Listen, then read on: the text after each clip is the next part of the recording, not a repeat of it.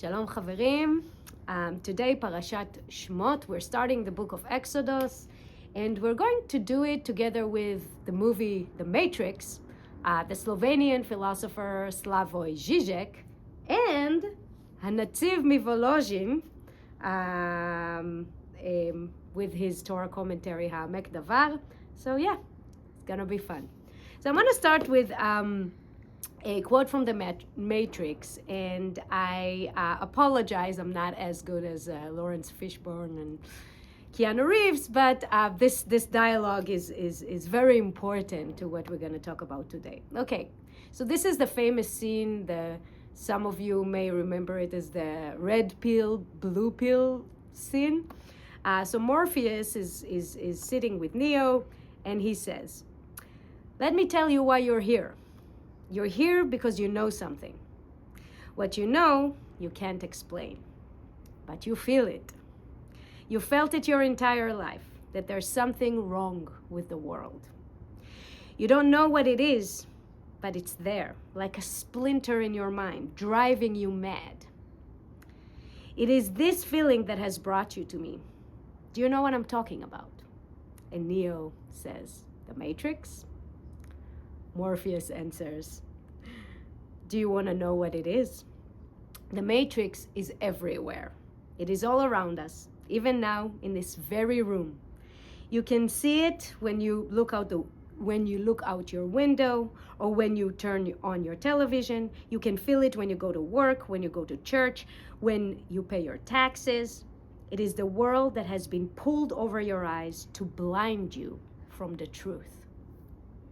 Neo asks, "What truth?" Morpheus answers, "That you are a slave, Neo. Like everyone else, you were born into bondage, born into a prison that you cannot smell or taste or touch, a prison for your mind." All right, so The Matrix. It's a very philosophical film. Many philosophers have mentioned this movie in their work. By the way, it was made by Lena and Lily Wachowski in 1999. And one of the philosophers that really wrote a lot about the Matrix and took the Matrix as a standing point was Slavoj Žižek. But before we are going to talk about Žižek and his take, for those of you who haven't watched it, what is The Matrix about? So The Matrix is built on the premise that basically everything that humans experience every day is nothing more than a simulation, a computer simulation created by sophisticated machines. And human beings are basically in the real world living in those liquid-filled chambers and hooked to that simulation and basically serve as batteries, as the energy to keep it going. And that simulation is basically what the machines realized would keep humans docile, keep humans buying it, so they don't rebel, so they don't resist. And there's a group of rebels who happened to wake up, found themselves basically hooked to those machines, were able to disconnect themselves from those machines and form a resistance in the real world, which is dark and ruined. It's actually a trilogy of movies, revolves around Neo, who is someone who lives in that fake world, and the rebellious group helps him wake up, and he is prophesied to be the one, basically the person who will have the abilities to manipulate the matrix or that simulation from within and cause the awakening of the entire humanity. Okay, so Žižek, actually, I just want to mention it because it's also a warm recommendation that I have, wrote an essay that is called Welcome to the Desert of the Real, Welcome to the Desert of the Real is a quote from The Matrix, when Neo awakens to true reality. And Žižek wrote this essay, Welcome to the Desert of the Real, about 3 months after 9/11. And it is analysis about the terrorist attacks of 9/11 as basically entering American consciousness into what he defines the real, or the real is entering actually American consciousness. It's brilliant. It's available online, so please check it out. But today I want to bring a different Žižek take on the Matrix. He wrote about it a lot.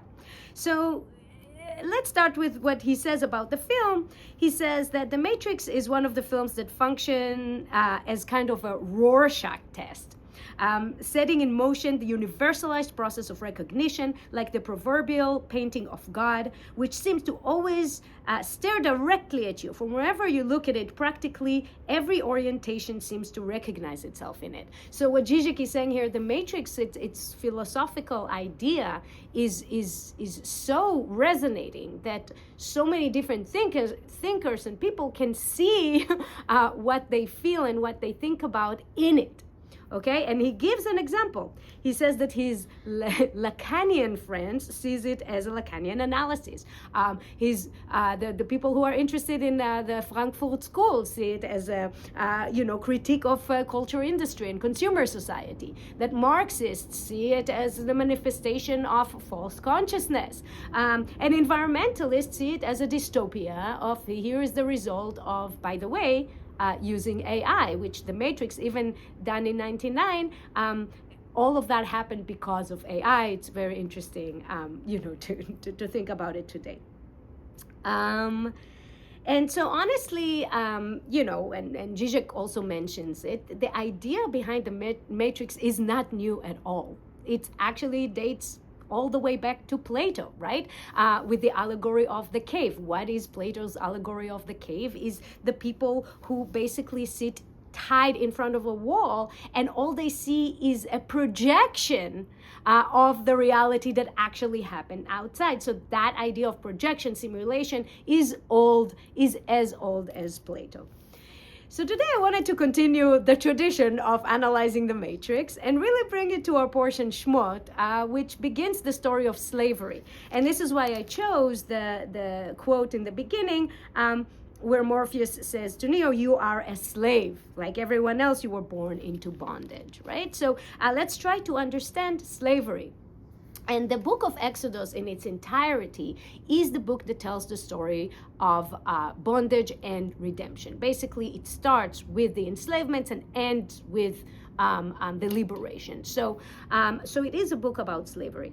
And therefore, many commentators try to understand the reason in the first place that the Pharaoh enslaved the Israelites, right? When we left Exodus, we left it with Joseph, who was second to the king, who brought his family down to Egypt. There was no Israelite hatred or abuse, right? What happened throughout those generations that caused the slavery by this new Pharaoh? And there are many, many, many ideas, both by classic commentators and by actual biblical criticism, research that analyze the politics of that era. And I'm not going to bring all of them, but just to say that some attribute it to the population boom. That the Torah really says that the Israelites were very fertile.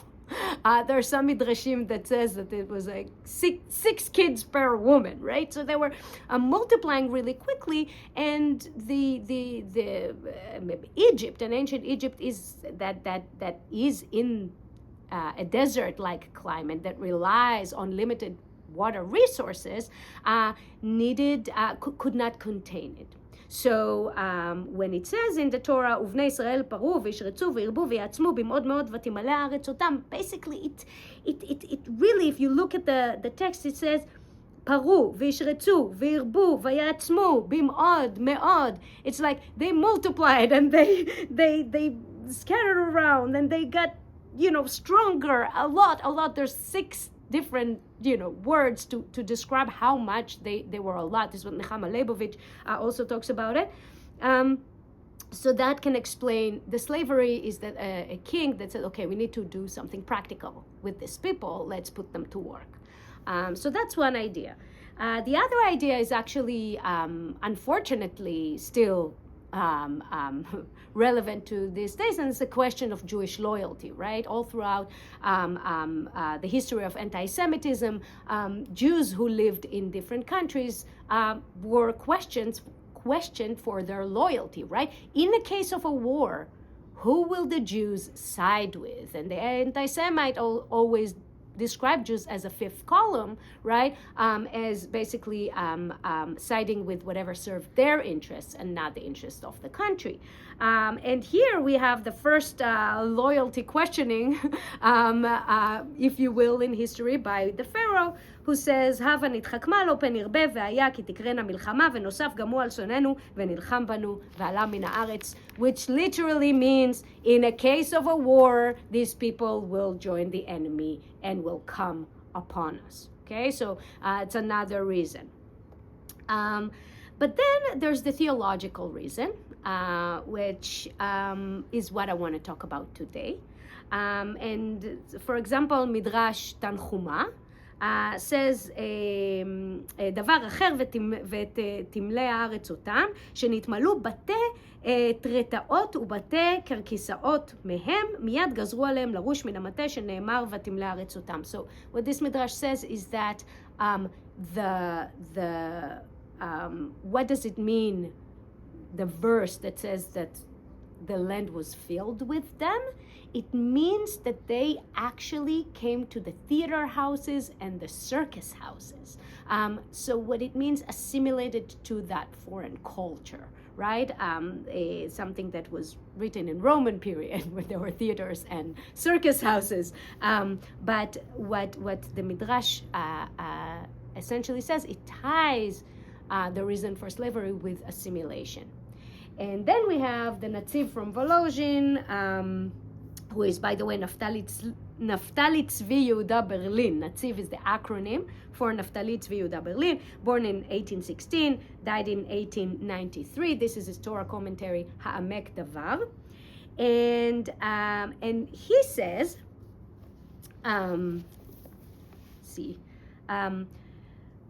כל זאת בא משום שביקשו לצאת מרצון יעקב אביהם שישבו דווקא בארץ גושן כדי שיהיו בדד ונבדל ממצרים, אבל הם לא רצו כן וכבר ביארנו, גר יהיה זרעך אשר היא הסיבה שבכל דור, היא הסיבה שבכל דור ודור עומדים עלינו לכלותנו, בשביל שאין אנו רוצים להיות כגרים ונבדלים מן האומות.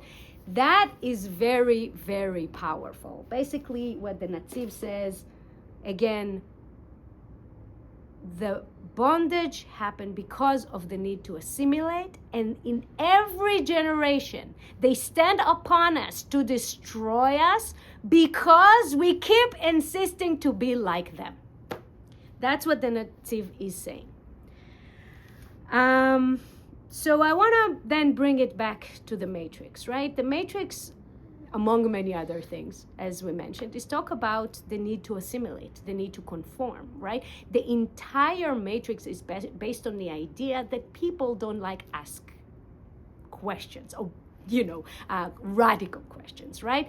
That our need to conform prevents us from digging underneath. And the entire simulation is designed so you will not ask these questions. And that is what keeps you enslaved. That is what keeps you in bondage. And so in this way, it's very similar to what the Netziv from Volozhin said, is that what keeps you a slave is your need to assimilate.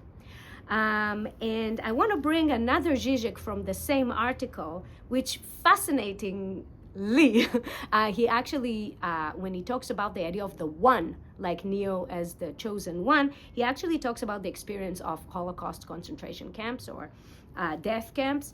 And he writes these really interesting things. He writes, even in the social life, in its most horrifying form, the memories of concentration camp survivors invariably mentions the one, an individual who did not break down, who in the midst of the unbearable conditions which reduced all others to the egotistic struggle for bare survival, miraculously maintained and radiated an irrational generosity and dignity. Secondly, it was not so much that the one effectively did for the others which matters, but rather his very presence among them, what enabled the others to survive with the awareness that even if they are, for most of the time, reduced to survival machines, there is the one who maintained human dignity.